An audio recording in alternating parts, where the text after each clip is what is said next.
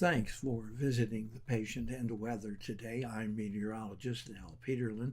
I'd like to talk about the weather health stresses for May 5th, 2026. We keep additional graphics available at tpatw.com. We also maintain a patient weather storefront on Amazon. Tuesday will be a very active weather day with a cold front stretching all the way from Boise, cleared through Salt Lake City and Wyoming, down to Dallas, back up to St. Louis, all the way across to Pittsburgh and up to Bangor.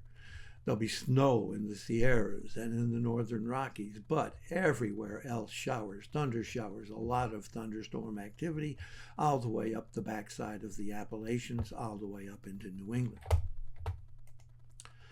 Looking at our vitality index, and here again, this is the composite, all of the weather elements that might cause some kind of activity for the human body.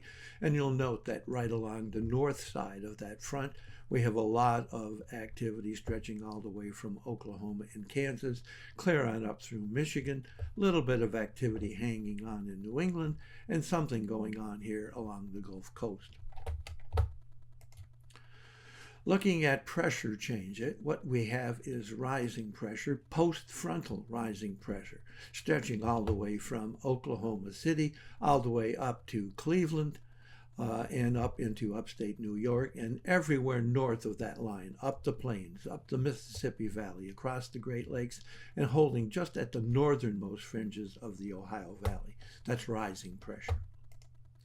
Looking at the change in temperatures, temperatures have been up and down throughout this spring, and it looks like behind that front there will be a pretty good cold shot, especially in the Central Plains, Oklahoma, Kansas, and Nebraska, even into Wyoming and Colorado, and really cool all the way up through Illinois, northern Indiana, and up into upstate New York.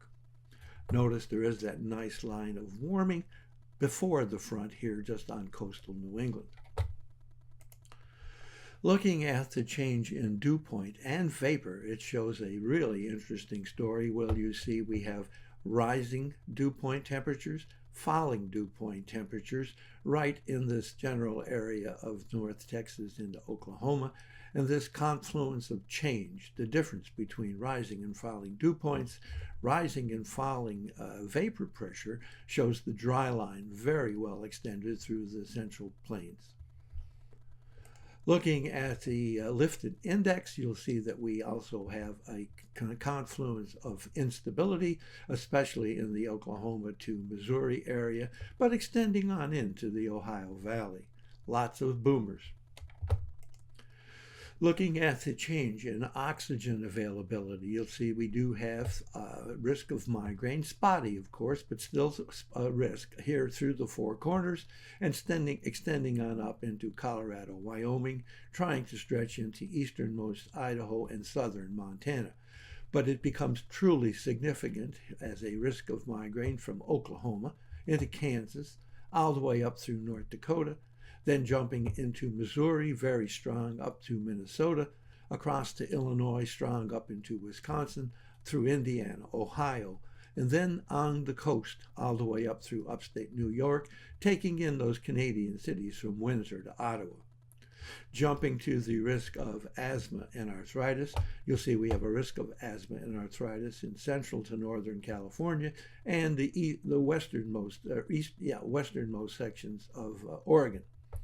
Then jumping back to the south and southeast, from East Texas up through Arkansas, Louisiana, across the south, Alabama to Georgia, and down into Florida, and then up the east side of the Appalachians, the Carolinas, Virginia, up into eastern Pennsylvania, Delaware, New Jersey, and then on up into New England, relatively strong here across Maine.